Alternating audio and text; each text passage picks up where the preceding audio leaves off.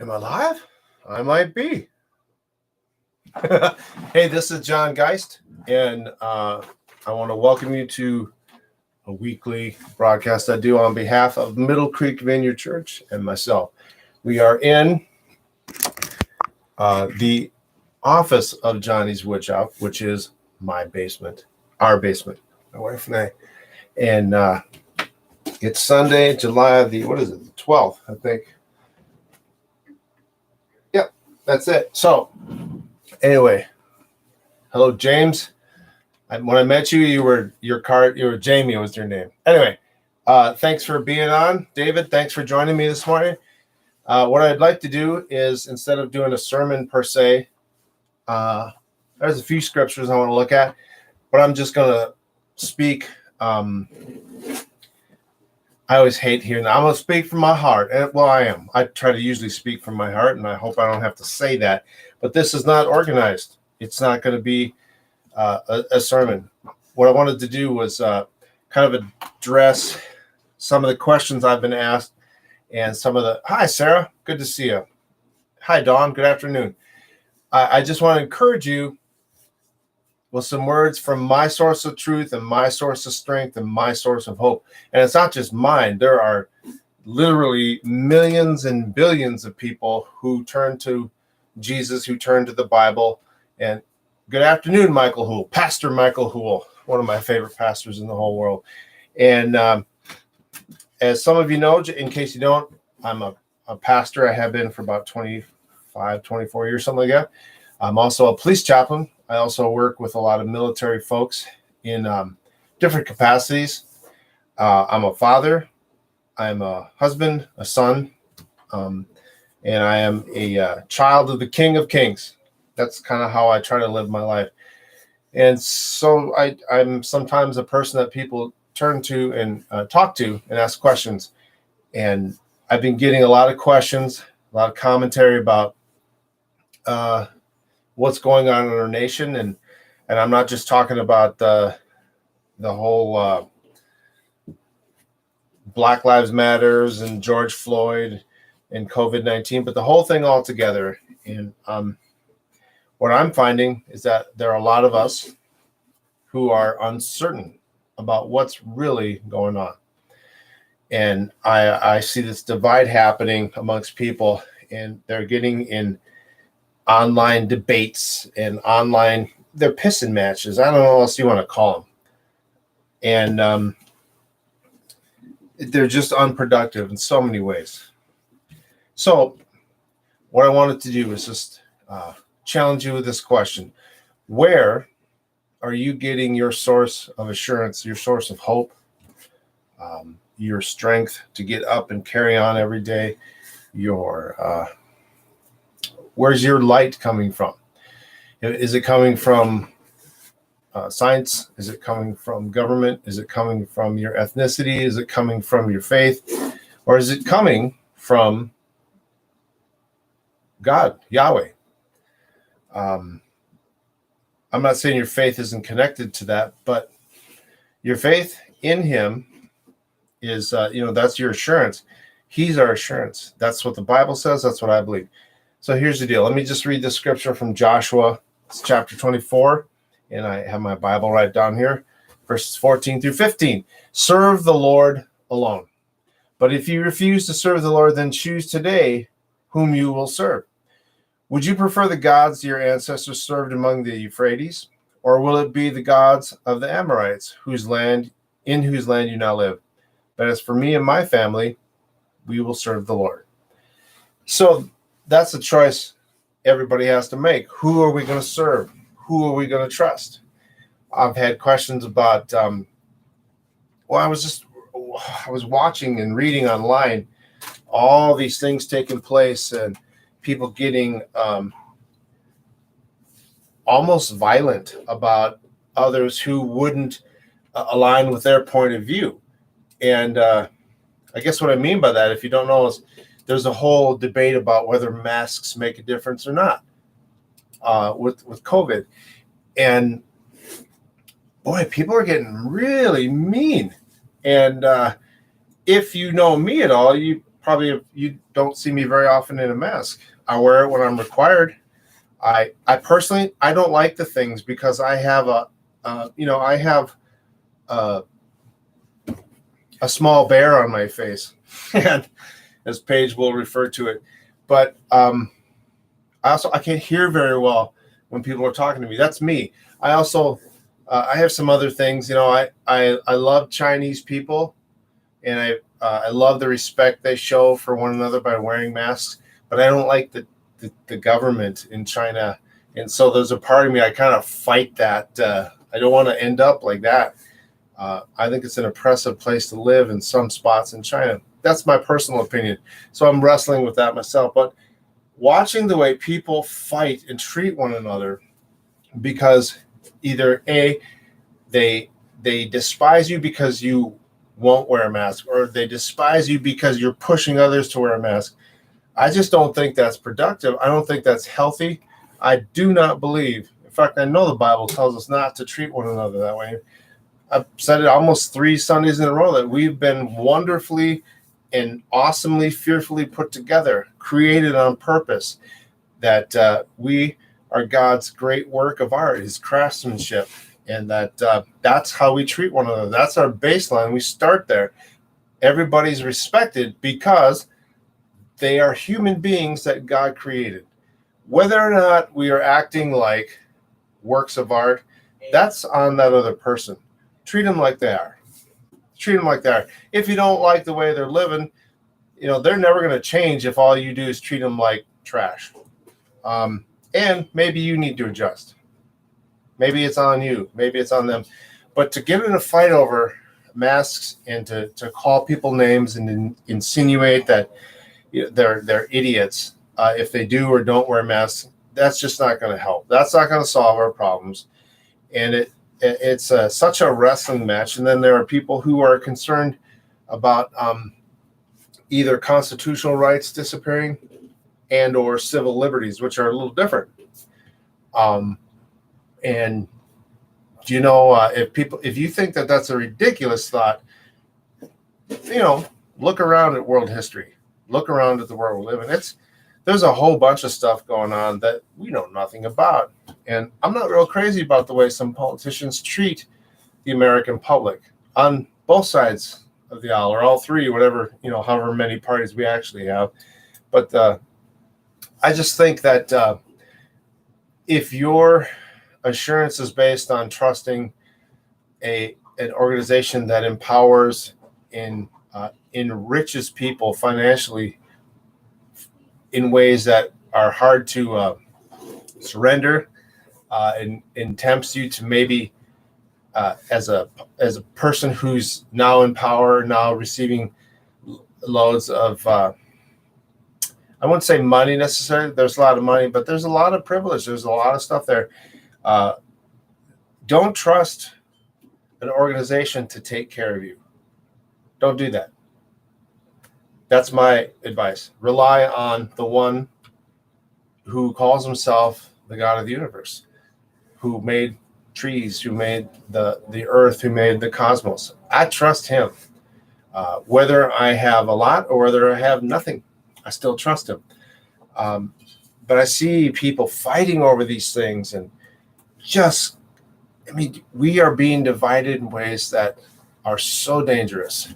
And I don't expect President Donald Trump or former Vice President Joe Biden or I think Senator Warren or whoever's running. I don't trust them to take care of me and my family, or to really care all that much about me.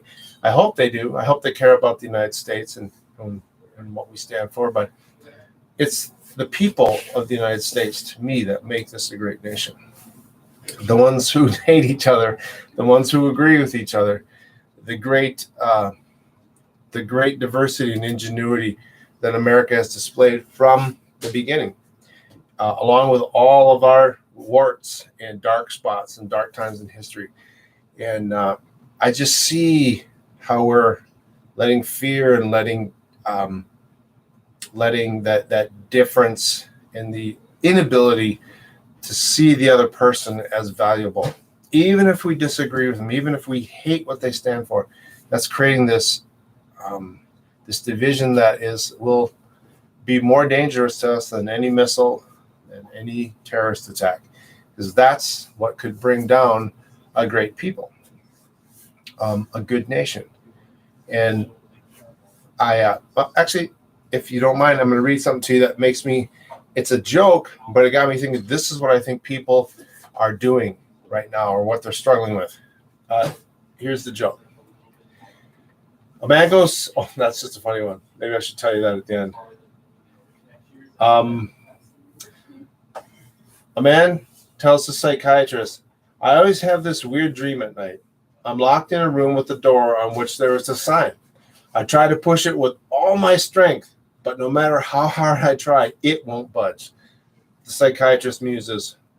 She says, that's interesting, but tell me, what does the sign on the door say? The man replies, it says pull. Okay, I know, groaner, lame. But don't you see this yourself? And maybe you're struggling with this too. We get so much information, and we're exposed to so many antithetical points of view that it feels like we're trying to pull on a push door or push on a pull door, and we're getting nowhere. Our economy isn't recovering the way it could. Our healthcare isn't doing what it could. There's so many things. And last night I spent time talking with a person who is a medical person. I'm trying not to give away any identity, but she works in, she's a nurse, and currently she works in an assisted living facility. And she told me, she says, I have lost people to death this year and during this whole lockdown that I never expected to lose. And they're dying from medical conditions. It's their mental state. They're dying from loneliness. They're dying because, and I'm paraphrasing and translating it, but they're not able to connect with their families. And I don't mean just, they can see them, through a door or through a window, but they don't get to be grandparents. They don't get to be parents anymore. There's no physical touch for them, except for the medical people. And she said they're giving up and dying. They're not sick. They don't have COVID. They just decline. And she said, if we don't do something about this soon, I don't know what's going to happen. And she's very concerned. And that's not the first person that I've heard this from. And it just really got me thinking about what to say today. And I thought, well, I could do a sermon, but I just want to challenge you guys. Who are you trusting? What are you trusting to see you through every day? Not just see you through COVID-19 and not just see you through racial tensions coming to a head and dealing with stuff in our country that we're still dealing with and have fought for centuries. And not just in our country, but who is it? Who's your source of strength? Who's your source of hope? What is keeping you going? Is it something that's unmovable, unshakable, or is it something or someone that is movable, that is shakable, that might let you down? The choice is yours. Every day you get to choose it. And some days you're going to knock it out of the park, and other days not so much. Some days I'm a model. And then other days I'm a model of how not to be a Christian. I'd like to think it's gotten, where I'm better at it, but I just really want to challenge you that we have people who are so lonely, they're failing, they're dying. We have people who aren't dying physically, but they're dying inside because they have no community. They have no one checking in on them. They don't know what to do. And you might not know what that looks like. Part of it might be that they're just, they don't know how to function in this day and age. And the best thing we can do is to love one another and to learn to like one another and to make sure we touch base with those who need us, who are in our circle of influence. Not only we need them, but they need us as well. They need us to touch base, to give them a purpose, to get up every day, to give them something to receive, but also something that they can give away too. And these are very, very challenging times, and the opportunities to see great things happen are as high as they've ever been.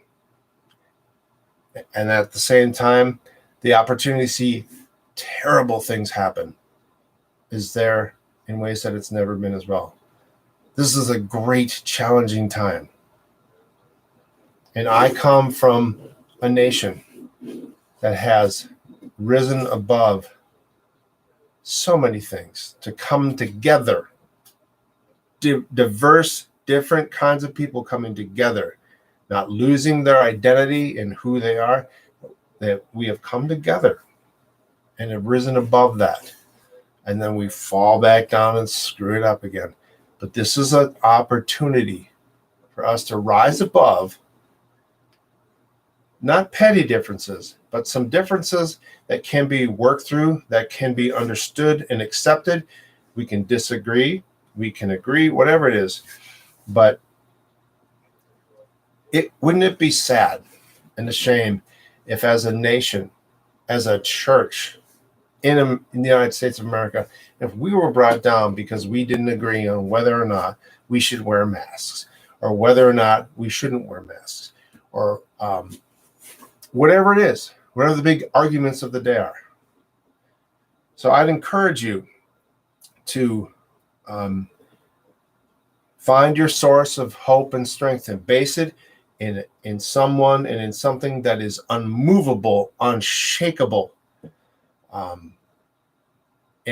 For me, for my wife and I, for my parents, even my crusty dad, Pops Guist, it's Jesus, it's the Bible, and you can argue with us all day long. We'll listen. You have to choose. I'm just a messenger. When I read scripture, I find so much hope and instruction on how to not lose hope and how to hear somebody speak and really listen to what they're saying. And maybe even if I don't agree with it, but to still hear them, value them, and to let them know they're valuable and that I disagree with them. But let me leave you with a couple scriptures here. And maybe I'll tell you a joke too. This is Psalm 31. And these are all NLT versions. So be strong. Psalm 31, verse 24. So be strong and courageous, all you who put your hope in the Lord. And in 1 Corinthians chapter 16, starting at verse 13, it says this. Be on guard. Keep your guard up. That's how we say it in my house. It's a martial arts thing. Bruce Lee, keep your guard up. Be on guard. Stand firm in the faith. Be courageous, be strong, and do everything with love. Everything with love. If you don't want to wear a mask, I don't think you should have to. But if you need to do something, instead of getting all angry and contentious, just take your mask, okay? Find a mask you like and put the damn thing on. Okay? If that's what you need to do to see your mom, your dad, to get some plumbing from Menards, I don't like it, but put it on. Be strong about it. Be courageous. Do something that's hard for you to do. Now, if you want to wear a mask or you think everybody else should, but you're around people who aren't wearing masks, don't freak out on them. Don't yell at them. Don't call them names. Don't shame them. I mean, that doesn't work on me. I'm just going to ignore you.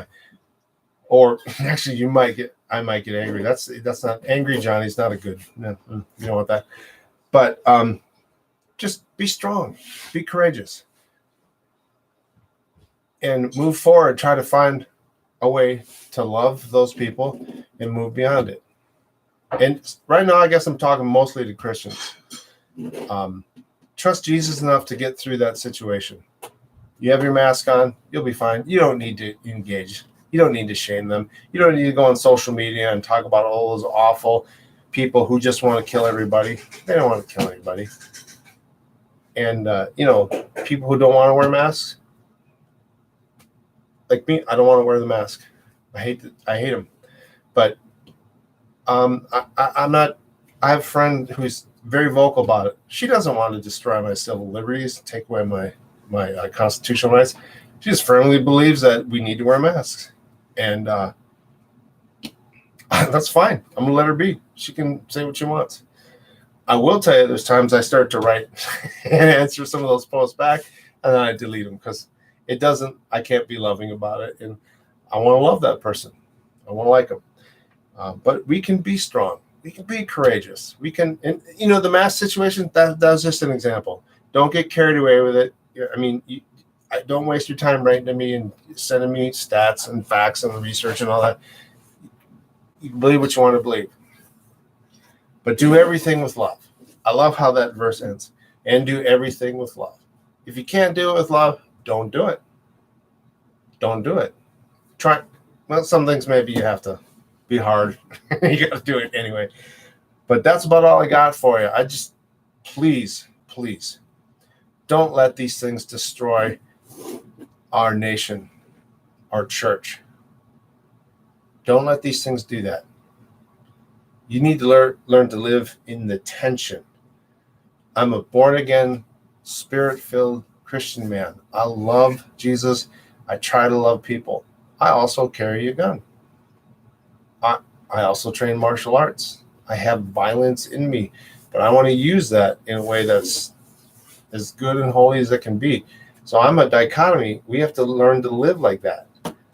Now, I'm not saying I'm the example for that. I'm saying that that's just a picture of we can be loving, we can be firm, and we can meet in the middle.